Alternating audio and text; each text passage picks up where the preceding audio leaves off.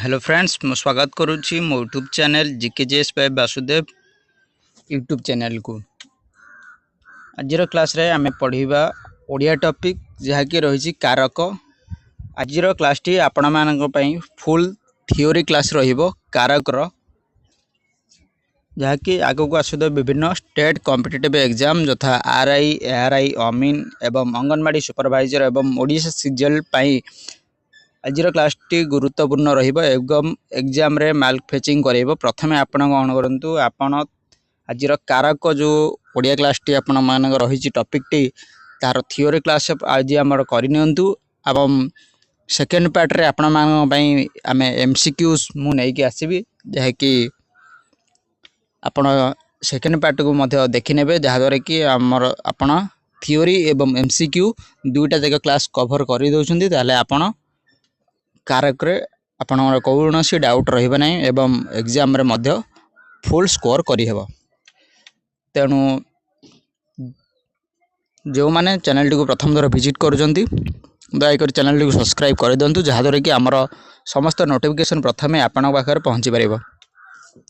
चलंतु dairy न करे आज क्लास को स्टार्ट करिबा। आज क्लास टी रही कारक। प्रथम आम जानिबा कारक कौन। कारक जाने पूर्व किछि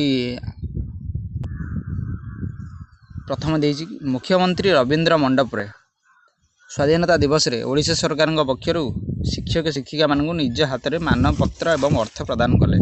ऊपर वाक्य प्रदान कले यह जो कौन प्रदान कले होछि गोटे क्रियापद बा एही क्रियापद सहित वाक्यर थिबा अन्य पद मानकर किभଳି संबंध अछि ताहा जानिया पई क्रियापद पूर्व प्रश्नवाचक सर्वनाम लगाई एले उत्तर आसीबो। पूर्व क्लास में आम सर्वनाम पढ़ी देथिले, तेणु सर्वनाम जो माने सर्वनाम क्लास टी देखि नांती जाकि देखि नंतु। दुईटी क्लास हमर अछि, थ्योरी अछि एवं एमसीक्यू अछि। तेणु एठी देछि किए प्रदान कले, मुख्यमंत्री प्रदान कले, कौन प्रदान कले, मानपत्र प्रदान और अर्थ प्रदान कले, काहीं रे बा किपरि प्रदान कले, निज हाथ प्रदान कले, काहाकु प्रदान कले, शिक्षक शिक्षिका मान प्रदान कले, कहा पक्षर प्रदान कले, ओडिशा सरकार पक्षर प्रदान कले, केउंठारे प्रदान कले, रविंद्र मंडप प्रदान कले, केबे प्रदान कले, स्वाधीनता दिवस प्रदान कले। एठारे जो देइछि प्रदान कले क्रियापद सहित मुख्यमंत्री मानपत्र अर्थ और निज हाथ रे शिक्षक शिक्षा मंत्री एही सब कोन प्रत्येक पद मानकर गोटे प्रत्यक्ष संबंध रही। तेणु एगुड़ी होछि कारक।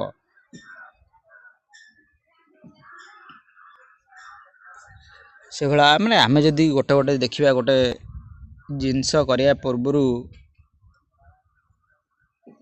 गोटे घटना घटिया पूर्व कौन में घटना घटिला, किए घटना घटिला, घटनार कारण कौन, जो प्रश्न गुड़ा पचार जार उत्तर आम आसूसी से उत्तर गुड़ी को आम एग्जाम माध्यम आम जान प्रदान कले मानपत्र अर्थ निज हाथ में शिक्षक शिक्षा मानू को एगुड़े गोटे गोटे हूँ कौन कारक। एगुड़िक सहित यही पद मान सहित यार प्रत्यक्ष संबंध रही। तेणु एगुड़ी को कौन कहुए ना कारक बोली कहुए। प्रकृत आम पूर्ण शब्द रे जानिबा कारक काहा कहंती। एग्जाम रे आसीबो कारक पचारि दिबो कारक काहा कहंती। वाक्य रे क्रियापद सहित जो पदर संबंध थाए ताहाकु कारक कहंती।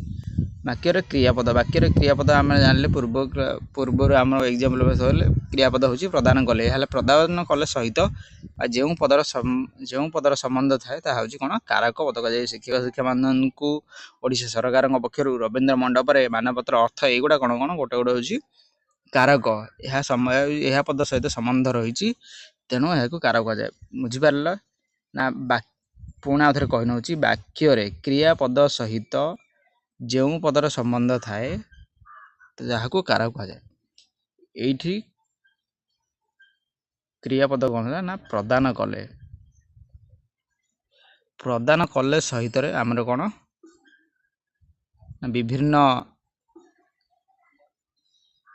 विभिन्न पदर संबंध रही। प्रदान कले ये कौन प्रदान कले ना मानपत्र आउ अर्थ प्रदान कले। तो केउठारे प्रदान कले रविंद्र मंडप प्रदान कले। ये जो रविंद्र मंडप मानपत्र यार सहित यहाँ हूँ कौन ना प्रदान कले हूँ गोटे क्रियापद। यह कौन ना ये हूँ गोटे गोटे पद यही पद आउ क्रियापद सहित जो संबंध रहा ताकू ये गोटे गोटे कौन कारक बोली कहुए जापारे। तेणु कारक हूँ 6 प्रकार। ये आपण मानक MCQs आसो पचार क्वेश्चन आपण आसो ये कारक केते प्रकार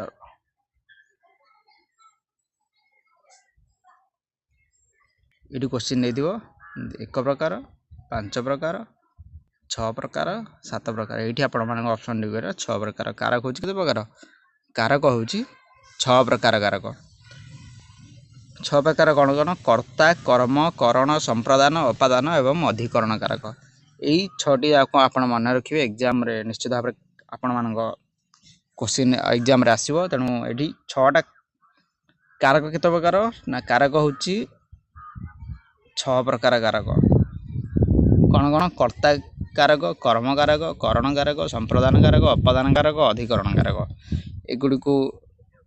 तेणु प्रथम आम जाना प्रथम कारक कर्ता कारक। कर्ता कारक क्या कहुए प्रथम कर्ता कारक जाने पूर्व कर्ता क्या कहुए जाना ना कर्ता हूँ गोटे वाक्यर मुख्य पद जहाँकि मुख्य पद को लेकिन अन्य पद मानकर सृष्टि होती। तेणु ये कौन छात्र छात्र हूँ गोटे कौन छात्र गोटे हूँ कर्ता छात्र हूँ कर्ता कर्ता जहाँ करे हूँ क्रिया छात्र हूँ कर्ता एवं पढ़ुची हूँ क्रिया। तेणु कौन पढ़ुची ना व्याकरण पढ़ुची एठारे जो रही पढ़ुची पढ़ुची आमर कौन ना हूँ क्रियापद पढ़ुची हूँ क्रियापद ये कौन पढ़ुची ना व्याकरण पढ़ुची किए पढ़ुची छात्र पढ़ुची। तेणु यही गुड़ा जो संबंध अच्छी एगुड़ी को गोटे गोटे कारक बोली कहुए छात्र हूँ गोटे कारक व्याकरण हूँ गोटे कारक एगुड़े कौन कहुए ना गोटे गोटे कारक बोली कहुए। शिक्षक छात्र मानक व्याकरण पढ़ाऊँ किए पढ़ाऊँ ये शिक्षक पढ़ाऊँ क्या गोटे छात्र को पढ़ाई कौन पढ़ाऊँ व्याकरण पढ़ाऊँ ये क्रियापद हूँ पढ़ाऊँ यह सहित जहाँ जहाँ पढ़ाऊँ सहित जहाँ संबंध रही शिक्षक छात्र मानक गोटे गोटे गोटे कारक। तेणु प्रथम वाक्य छात्र संपादन कर जना कौन हो ना छात्र प्रथम वाक्य कौन छात्र व्याकरण पढ़ुची कौन करुँच ना क्रिया संपादन करुँची पढ़ुची यार क्रिया करुँच। तेणु द्वितीय वाक्य कौन हो ना पढ़ाइबा क्रिया बा पढ़ाइबा कार्य हूँ कौन शिक्षक संपादन करुँच। जी क्रिया संपादन करे बा कराए ताकू कर्ता कारक बोली कहुए। आम कर्ता जानीचे कर्ता क्या कहुए ना जी कार्यटी करे जी कार्यटी करे ताकू कर्ता बोली कहते। अन्य अर्थ आम जाना ये कारक कर्ता कारक हिसाब से जी क्रिया संपादन करे कहुए बा कराए बा करे ताकू कर्ता कारक बोली कहुए। तेणु आम एग्जाम्पल मध्यम बुझीपर जे क्रियापद पूर्वर किए कौन लगे जदि प्रश्न कले जहाँ उत्तर मिले कर्ता कारक बोली कहुए। सिंपल वाक्य आम जाना ना क्रियापद पूर्वर किए कौन लगे प्रश्न कले जहाँ उत्तर मिलता है कर्ता कारक बोली कहुए। यदि शिक्षक अच्छे किए पाठ पढ़ुला छात्र पाठ पढ़ुला शिक्षक कौन पढ़ाते शिक्षक पढ़ाते किए पढ़ाते शिक्षक पढ़ाते कौन कहे गोटे गोटे कर्ता कारक बोली कहुए। शिक्षक आसुंच प्रश्न किए आसुंच शिक्षक आसुँच तेणु ये गोटे गोटे कौन कर्ता कारक।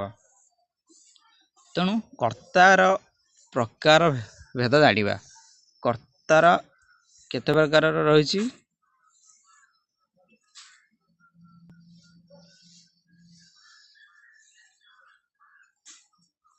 ना कर्तार प्रकार भेद जाना। प्रथम आम जाना मुख्य कर्ता किए जी निजे कार्य संपादन करुँची मुख्य कर्ता बोली कहुए। जब गायत्री गीत गाँव गीतटा किए गाँव गायत्री गाँव गायत्री निजे कर्ता निजे गीत गाँव तेणु ये कहुए निजे गीत गाँव। वेदव्यास महाभारत रचना करते तेणु किए महाभारत रचना करते वेदव्यास रचना करते ये गायत्री निजे गीत गाँव वेदव्यास निजे महाभारत लिखिं बुझाऊँ। तेणु सेकेंड रे जाना प्रयोजक कर्ता कर्ता क्या कहुए ना जो कर्ता निजे कार्य संपादन नक अन्य द्वारा कार्यटी कर प्रयोजक कर्ता कहुए ताकू हेतु कर्ता कहुए। सिंपल वाक्य नाम बुझा शिक्षक छात्र द्वारा मूर्ति गढ़ाले किंतु जो भाव में कौन ना आम कर्म अनुसार आम जाना ना जो भाई ठिकादार करता है ना ठिकादार ଯେମିତି ଏଠି ମାଲିକ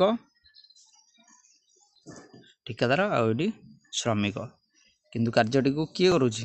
ପ୍ରକୃତରେ କାର୍ଯ୍ୟଟି କରୁଛନ୍ତି ଶ୍ରମିକ, କିନ୍ତୁ କିଏ କରୁଛି ଏମାନଙ୍କୁ? ନା ଠିକାଦାର କରୁଛି। ଏଠାରେ କ'ଣ କୁହାଯାଏ? ନା ଠିକାଦାର ଯେଉଁ ରହିଛି ଏମାନଙ୍କୁ ପ୍ରୟୋଜକ କର୍ତ୍ତା କୁହାଯାଏ, କିନ୍ତୁ ନିଜେ ନ କରି ଅନ୍ୟମାନଙ୍କ ଦ୍ୱାରା କାର୍ଯ୍ୟଟିକୁ କରାଉଛି। ତେଣୁ ଏହାକୁ କ'ଣ କୁହାଯାଏ? ଏଠି ଠିକାଦାର ହେଉଛି ପ୍ରୟୋଜକ କର୍ତ୍ତା ଏବଂ ଶ୍ରମିକ ହେଉଛନ୍ତି କ'ଣ? ମୁଖ୍ୟ କର୍ତ୍ତା। ପରଶୁରାମ କର୍ଣ୍ଣକୁ ଧନୁର୍ବିଦ୍ୟା ଶିଖେଇଲେ। କିଏ ଶିଖେଇଲେ? ଏଠି ପରଶୁରାମ ଶିଖେଇଲେ। କାହାକୁ କହିଲେ? କର୍ଣ୍ଣକୁ ଶିଖେଇଲେ। ତେଣୁ ଏଠୁ ଧନୁର୍ବିଦ୍ୟା ଶିଖେଇଲେ। ତେଣୁ ପରଶୁରାମ ହେଉଛନ୍ତି ଏଠାରେ ହେତୁକର୍ତ୍ତା ବା ପ୍ରୟୋଜକ କର୍ତ୍ତା। ତେଣୁ ଜାଣିବେ ପ୍ରଯୋଜ୍ୟକର୍ତ୍ତା। ପ୍ରଯୋଜକକର୍ତ୍ତା କାହାକୁ କୁହାଯାଏ? ପ୍ରଯୋଜ୍ୟକର୍ତ୍ତା ଯାହା ଦ୍ୱାରା କାର୍ଯ୍ୟ ସମ୍ପାଦନ କରେ ତାକୁ ସେ ପ୍ରଯୋଜ୍ୟକର୍ତ୍ତା। ପ୍ରଯୋଜକକର୍ତ୍ତା ଯାହା ଦ୍ୱାରା ସମ୍ପାଦନ କଲେ ତାକୁ ପ୍ରଯୋଜ୍ୟକର୍ତ୍ତା ବୋଲି କୁହାଯାଏ। ତେଣୁ ବାଲ୍ମୀକି ଲବକୁଶଙ୍କ ଦ୍ୱାରା ରାମଚନ୍ଦ୍ରଙ୍କୁ ରାମାୟଣ ଶୁଣାଇଲେ। ତେଣୁ ଏଠାରେ କ'ଣ? ନା ବାଲ୍ମୀକି ହେଉଛନ୍ତି ଲବକୁଶଙ୍କ ଦ୍ୱାରା। କାହା ଦ୍ୱାରା? ଲବକୁଶଙ୍କ ଦ୍ୱାରା ରାମଚନ୍ଦ୍ରଙ୍କୁ ରାମାୟଣ ଶୁଣାଇଲେ। ଏଠି ତିନୋଟି ଆମର ଆସୁଛନ୍ତି। କିଏ? ବାଲ୍ମୀକି ଆସୁଛନ୍ତି ଏବଂ ଲବକୁଶ ଏବଂ ରାମଚନ୍ଦ୍ର। ବାଲ୍ମୀକି କାହା ଦ୍ୱାରା? ରାମଚନ୍ଦ୍ର ଦ୍ୱାରା ରାମଙ୍କୁ ରାମାୟଣ ଶୁଣାଉଛନ୍ତି। ତେଣୁ ଏଠି ତିନୋଟି ରହିଛି। ତେଣୁ ଏହାକୁ କ'ଣ? ପ୍ରଯୋଜ୍ୟକର୍ତ୍ତା କୁହାଯାଏ। ଇଏ ହେଉଛି ପ୍ରଯୋଜକ, ଇଏ ହେଉଛି କ'ଣ? କର୍ତ୍ତା। ତେଣୁ ଏହାକୁ ପ୍ରଯୋଜ୍ୟକର୍ତ୍ତା ବୋଲି କୁହାଯାଏ।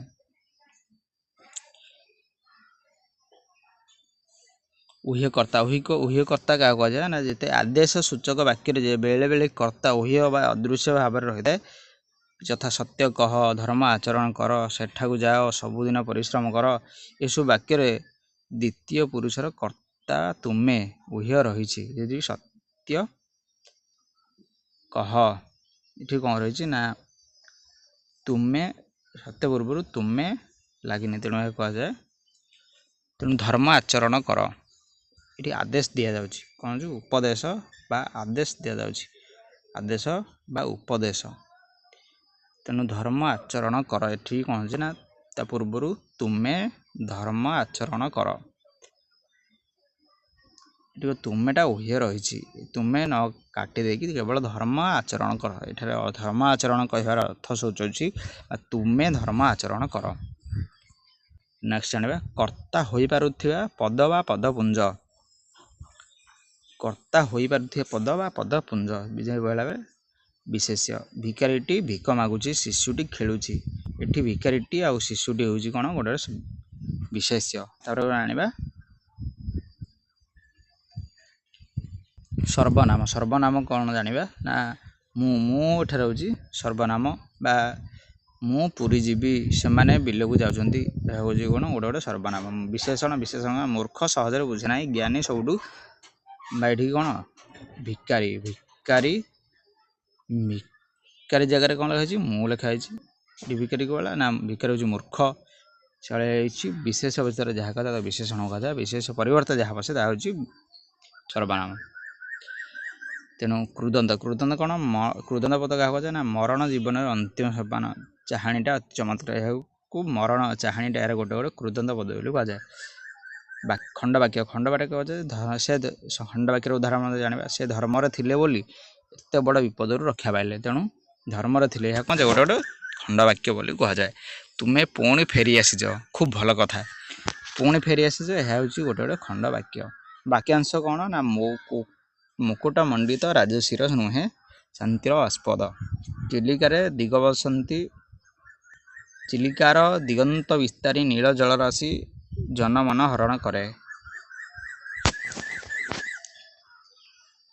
ଏ ଯେଉଁ ଚିଲିକାର ଦିଗନ୍ତ ବିସ୍ତାରୀ ନୀଳ ଜଳରାଶି, ମୁକୁଟ ମଣ୍ଡିତ ରାଜଶିର, ଏହା ଗୋଟେ କ'ଣ? ବାକ୍ୟାଂଶ ଅଟେ। ନେକ୍ସଟ ଜାଣିବା କର୍ମକାରକ। କର୍ମକାରକ କାହାକୁ କୁହାଯାଏ? ଖାରବେଳ ମଗଧ ଜୟ କରିଥିଲେ। ଏ ଯେଉଁ ମଗଧ ଜୟ କରିବା, ଏହା ହେଉଛି କ'ଣ? ଗୋଟେ କର୍ମକାରକ। ମଗଧ ପୁତ୍ରକୁ ଡାକୁଥିଲେ। ଖାରବେଳ ଏହି କର୍ତ୍ତା ପଦର ଜୟ କରିବା ବା କ୍ରିୟା ସମ୍ପାଦନର ଅଭିସଳିତ ବା ମୁଖ୍ୟ ଲକ୍ଷ୍ୟ ବୁଝାଉଛି। ଦ୍ୱିତୀୟ ବାକ୍ୟରେ ପିତା ପୁତ୍ରକୁ ଡାକୁଛନ୍ତି। ଡାକିବା, ଏହା କ'ଣ? କ୍ରିୟା ସମ୍ପାଦନ ମୁଖ୍ୟ ଅଭିଳାଷ ହେଉଛି ବା ଲକ୍ଷ୍ୟ ହେଉଛି ପୁତ୍ରଙ୍କୁ ଡାକିବା। ତାପରେ ଜାଣିବା ମୁଖ୍ୟ କର୍ମ ବା ଗୌଣ କର୍ମ। କେତେକ ବାକ୍ୟରେ ଦୁଇଟି କର୍ମ ବ୍ୟବହାର ରହିଛି। ଛାତ୍ର ମାନେ ଶିକ୍ଷକଙ୍କୁ ପ୍ରଶ୍ନ ପଚାରୁଛନ୍ତି। ସନ୍ନ୍ୟାସୀ ଲୋକମାନଙ୍କୁ ଉପଦେଶ ଦେଉଛନ୍ତି। ପ୍ରଥମ ବାକ୍ୟରେ ଶିକ୍ଷକଙ୍କୁ ଓ ପ୍ରଶ୍ନ ଦୁଇଟି କର୍ମ ପଚାରୁଛନ୍ତି, ତେଣୁ ସମ୍ବନ୍ଧିତ।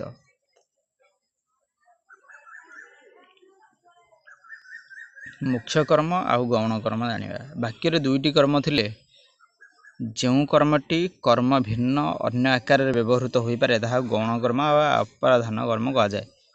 ଅନ୍ୟ କର୍ମଟି ମୁଖ୍ୟ କର୍ମ ବା ପ୍ରଧାନ କର୍ମ ଅଟେ। ପ୍ରାଣୀବାଚକ ପଦ କ'ଣ, ଅପ୍ରାଣୀବାଚକ କ'ଣ ଆମେ ଜାଣିବା। କ୍ରିୟାର ଠିକ୍ ପୂର୍ବରୁ ମୁଖ୍ୟ କର୍ମ ଥାଏ ଏବଂ ଦ୍ୱିତୀୟ ବିଭକ୍ତିର ଚିହ୍ନ ନଥାଏ। ଗୌଣ କର୍ମରେ ଦ୍ୱିତୀୟ ବିଭକ୍ତିର ଚିହ୍ନ ଥାଏ। ବାକ୍ୟର କର୍ମପଦ ରୂପରେ ବ୍ୟବହାର। ସମସ୍ତେ ଜାଣନ୍ତି ଆଷାଢ଼ ମାସରେ ରଥଯାତ୍ରା ହୁଏ। ସେ କେତେବେଳେ ଆସିବ ମୁଁ କହିବି। ଗୋଟେ ଭାଲୁ ତା ଆଡ଼କୁ ମାଡ଼ି ଆସନ୍ତି। ଏହା ଗୋଟେ ହେଉଛି କ'ଣ ନା କ୍ରିୟାର କର୍ମ ଅଟେ। କରଣ କାରକ ଜାଣିବା। କରଣ କାରକ ହେଉଛି ସ୍ୱାଗତିକ ତୁଳିରେ ଚିତ୍ର ଆଙ୍କୁଟି। କେଉଁଥିରେ ତୁଳି ଆଙ୍କୁଛି ନା ତୁଳିରେ। ଏହା ହେଉଛି ଗୋଟେ କରଣ କାରକ। ଏଠାରେ କ୍ରିୟା କିଏ? କ୍ରିୟା ହେଉଛି ଆଙ୍କୁଛି। କ'ଣ ଆଙ୍କୁଛି ନା ଚିତ୍ର ଆଙ୍କୁଛି। କେଉଁଥିରେ ଆଙ୍କୁଛି ନା ତୁଳିରେ। ଏଠାରେ କ'ଣ ତୁଳିରେ ହେଉଛି ବାଲି ଦ୍ୱାରା ସୁଦର୍ଶନ ପଟ୍ଟନାୟକ ବାଲି ଦ୍ୱାରା ସୁନ୍ଦର ମୂର୍ତ୍ତି ଗଢ଼ୁଛନ୍ତି। ଏଠାରେ ବାଲି ଦ୍ୱାରା ତୁଳିରେ ଏହା ହେଉଛି ଗୋଟେ କ'ଣ କରଣ କାରକ।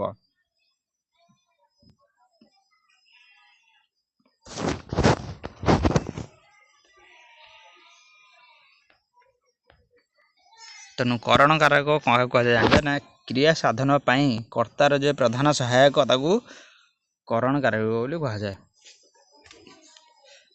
ମୁଁ ଗୋଟେ ଏକ୍ଜାମ୍ପଲ୍ ଥ୍ରୋରେ ବୁଝିବା। ଯେମିତି ଗୋଟେ ମିସ୍ତ୍ରୀ ପାଇଁ ଘର ତୋଳିବା ପାଇଁ ତାକୁ କ'ଣ ଦରକାର ନା କାହା ସାହାଯ୍ୟରେ ସେ ଘର ତୋଳୁଛି ନା ବିଭିନ୍ନ ତାର ଯେଉଁ ସାମାନ ରହିଛି ଯେମିତି ଅଳମ ରହିଛି, ଗଜ ରହିଛି, ଏହା ସାହାଯ୍ୟରେ କ'ଣ ନା ସେ ଘର ତୋଳିଥାଏ। ଗୋଟେ ପେଣ୍ଟର କ'ଣ କରିଥାଏ ନା ତୁଳି ଦ୍ୱାରା ଚିତ୍ର ଆଙ୍କିଥାଏ। ତେଣୁ କାହା ଦ୍ୱାରା ତୁଳି ଆଙ୍କିଥାଏ ନା ତୁଳି ଦ୍ୱାରା।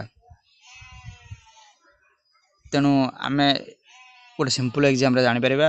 ଏକ୍ଜାମ୍ପଲ୍ରେ ଆମେ ଲେଖୁଛେ, କାହା ଦ୍ୱାରା ଲେଖୁଛେ ନା କଲମ ଦ୍ୱାରା ଲେଖୁଛେ ବା ପେନସିଲ୍ ଦ୍ୱାରା ଲେଖୁଛେ।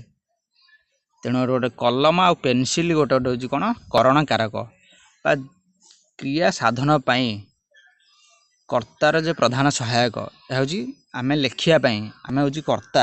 ଆମେ ଲେଖିବା ପାଇଁ ଯାହା ମୁଖ୍ୟ ବା ପ୍ରଧାନ ଅଟେ ବା ପ୍ରଧାନ ସହାୟକ ଅଟେ ତାହାକୁ କରଣ କାରକ ବୋଲି କୁହାଯାଏ।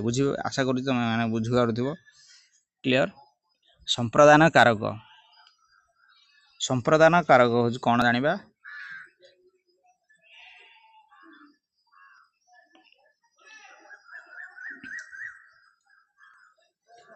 ଦେଶବାସୀ ସୁନାମୀ ବିପନ୍ନଙ୍କୁ ବସ୍ତ୍ର ଖାଦ୍ୟପେୟ ଅର୍ଥ ଦାନ କଲେ। ଭିକାରୀକୁ ଖାଇବାକୁ ଦିଅ, ଭୋକିଲା ଭିକାରୀକୁ କେବଳ ଭୋକିଲା ଭିକାରୀ ଖାଇବାକୁ ଦିଅ, ସୁନାମୀ ବିପନ୍ନମାନଙ୍କୁ ବସ୍ତ୍ର ଦିଅ। ସମ୍ପ୍ରଦାନ କାରକ।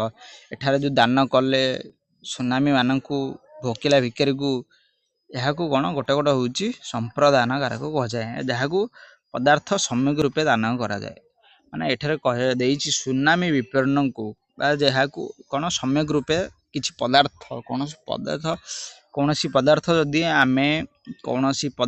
ଯଦି ବା ବସ୍ତୁ ଅନ୍ୟକୁ ଦାନ କଲେ ବା ଅନ୍ୟକୁ ଦେଲେ ତାହାକୁ ଏହା କ'ଣ କୁହାଯାଏ ସମ୍ପ୍ରଦାନ କାରକ ବୋଲି କୁହାଯାଏ। ଯେକୌଣସି ପଦାର୍ଥ ବା ବସ୍ତୁ ଦାନ କରାଯାଏ ସେକୁ କ'ଣ କୁହାଯାଏ ସମ୍ପ୍ରଦାନ କାରକ ବୋଲି କୁହାଯାଏ। ତେଣୁ ଦାନର ଗ୍ରହିତା ଦାନ ଦିଆଥିବା ପୂର୍ବରୁ ବସ୍ତୁର ସମ୍ପୂର୍ଣ୍ଣ ଅଧିକାରୀ ହେଉନଥିଲେ ତାକୁ ସମ୍ପ୍ରଦାନ କାରକ ହୁଏ ନାହିଁ। ଧୋବାକୁ ଲୁଗା ଦିଅ। ତେଣୁ ଲୁଗା ଦେଉଛି ଆମେ ଧୋବାକୁ, ତେଣୁ କ'ଣ ସେ ଏହାର କ'ଣ ଧୋବାକୁ କ'ଣ ପୁଣି ଆଉଥରେ ଆମକୁ ରିଟର୍ଣ୍ଣ କରୁଛି। ତେଣୁ ଏଠାରେ ଗ୍ରହିତା ଦାନ ନେଉଛି କିନ୍ତୁ ଏଥିରେ ସମ୍ପୂର୍ଣ୍ଣ ତାର ଅଧିକାର ନାହିଁ। ତେଣୁ ଏହା କୁହାଯାଏ ନା ଏହା ସମ୍ପ୍ରଦାନ କାରକ ହେବ ନାହିଁ। ନେକ୍ସଟ ଅପାଦାନ କାରକ। ଅପାଦାନ କାରକ ଜାଣିବା। ନମିତା ନଳ କୂଅରୁ ପାଣି ଆଣିଲା, ମହାକାଶ ଯାନରୁ ଅବତରଣ କଲେ। ତେଣୁ ଆମେ प्रथम जानिबा वस्तु बा व्यक्ति जहाँटारू पृथक होबार जना जाए ताकू अपादान कारक बोली कहा जाए।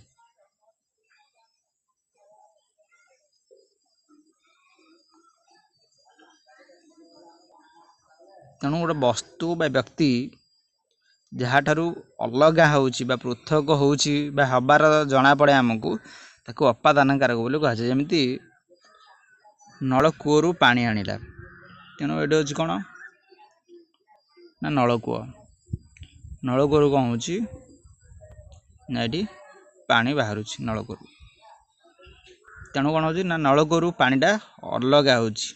तेणु ये कौन कह जाए यह गोटे जहाँ को अलग हबार तुम जड़े जापर अपादान कल बोली कह जाए। छातरू पानी गलुची कौर गलुची ना छातरू कौन हो छातरू पानीटा अलग होची तेणु यह कौन कह जाए महाकाश जानरू अवतरण कले। महाकाश यह हूँ महाकाश गोटे महाकाश जानरू माने अवतरण कले महाकाश यात्री माने तेणु कौन महाकाश जानरू महाकाश यात्री माने अलग हेले। तेणु आ गोटे नॉर्मल उदाहरण जानवर जमी बस बसीचे बस रु आम ओह्लौचे कौन मैंने बस रु आम अलग हो गले तेणु यह कौन कह अपादान कारक बोली कह जाए। विभिन्न अर्थरे अपादान कारक हुए।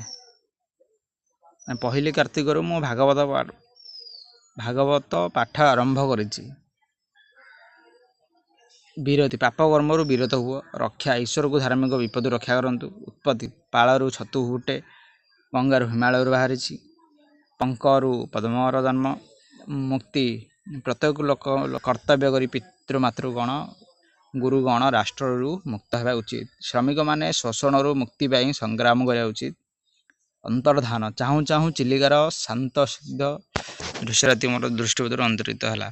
तेणु अधिकरण कारक कौन ना नदी कूल शीतल पवन बहे शरत ऋतु आकाश निर्मल दिशे क्रिया साधित होबार स्थान और समय को अधिकरण कारक कहते। एठार अधिकरण कारक कौन ना अधिकरण होची कौन स्थान बा समय को समय क्रिया साधित होबार स्थान समय को अधिकरण कारक अच्छे। अधिकरण अर्थ होची विषय जानवे स्थान बा समय आम जड़े स्थान अधिकार समय अधिकार यह आपण सिंपल वे रिलेट करके मन रखिपारे जड़े स्थान अधिकार गला कौन स्थान समय जोटा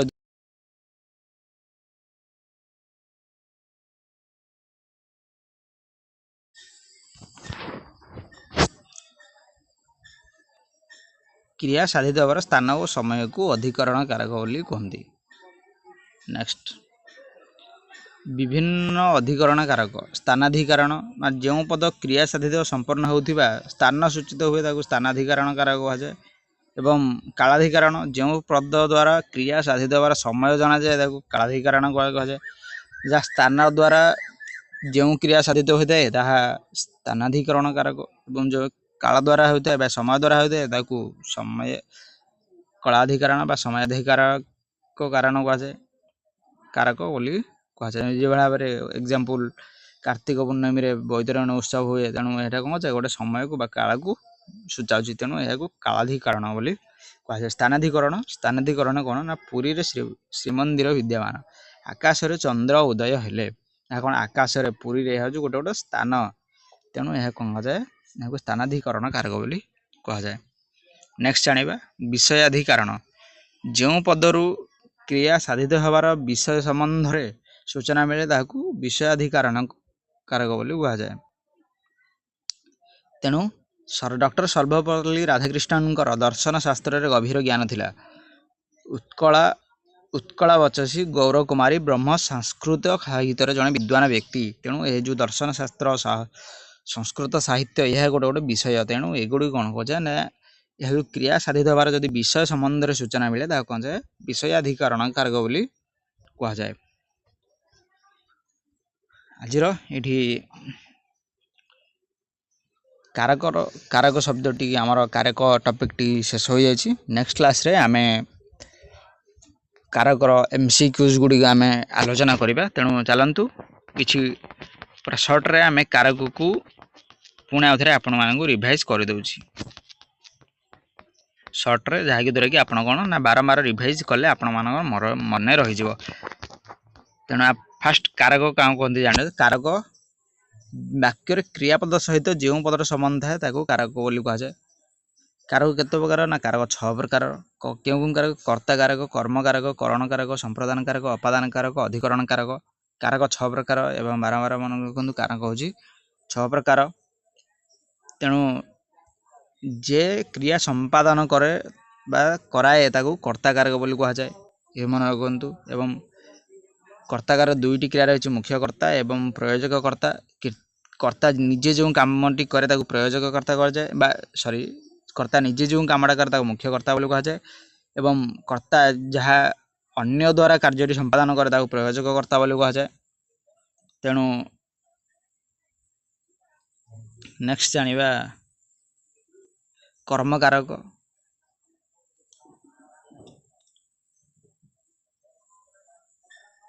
बा जो कर्म कारक कौन जो वाक्य कर्मर सूचाऊँगी कर्म को सूचाऊँगी ताहा बा प्रधान लक्ष्य कौन बा अभिशेलित कौन प्रधान लक्ष्य बा प्रधान कर्म कौन सूचाऊँगी ताहाकू कर्म कारक बोली कहुए पुत्र को डाकुंट ए कौन ना पुत्र पुत्र हूँ गोटे डाकियार अर्थ क्या डाकुं पुत्र को डाकुं डाकियार अर्थ कौन ना पुत्र को डाकिया हूँ डाकिबे तेणु एटा प्रधान लक्ष्य जो थाए ताकू कौन कहुए ना कर्म कारक बोली कहुए नेक्स्ट मुख्य कर्म कारक दुई प्रकार रही मुख्य कर्म गौण कर्म मुख्य कर्म कौन ना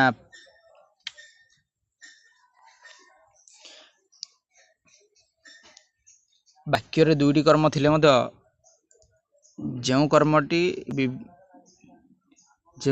विभिन्न अन्य कारक व्यवहृत हो पारे गौण कर्म अप्रधान कहुए एवं अन्य कर्मटी मुख्य कर्म बा प्रधान कर्म बोली कहुए नेक्स्ट करण कारक कौन ना आपण मैंने बुझे क्रिया साधन पर कर्तार जे प्रधान सहायक ताको करण कारक कहुए प्रधान सहायक कर्ता करने कौन जो भाई तुली आम लिखापी पेन एवं मिस्त्री जो ओलम गज युवा सब आवश्यकता होता है तेणु एगुड़ी कौन कहुए करण कारक बोली कहुए संप्रदान कारक कौन ना पदार्थ सम्यक रूप दान करा जाए जहाँ दान करा जाए जो पदार्थ बा वस्तु दान करा जाए ताकू संप्रदान कारक बोली कहुए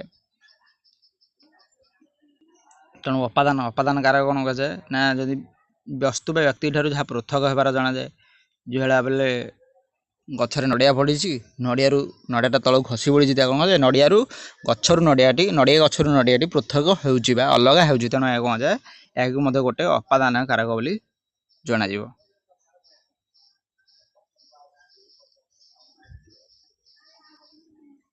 अधिकरण कारक कहुए ना अधिकरण कारक कहुए क्रिया साधित स्थान और समय को अधिकरण कारक बोली कहुए जो स्थानाधिकरण स्थान संपन्न जदि स्थान को सूचित हो स्थानाधिकरण कहुए एवं जदि जहाँ समय को सूचना सूचित करूँ कालाधिकरण कारक बोली कहुए आज ये आम कारक टपिक टू शेष करुचु तेणु नेक्स्ट क्लास रे आम कारकर टप MCQs जहाँकि बारंबार ओ SSC RI ओ SSS रे RI अमीन एवं CGL रो बारंबार क्वेश्चन गुड़ी आसुचे से गुड़ी आम नेक्स्ट क्लास रे आम MCQs गुड़ी कारकर आम डिस्कसन करिपा तेणु नेक्स्ट वीडियो निश्चित भाव में देखी दिंतु एवं जदि आज क्लास टी आपण मैंने भल लगी तेज निश्चित भाव लाइक करेंगे शेयर करेंगे और कमेंट करेंगे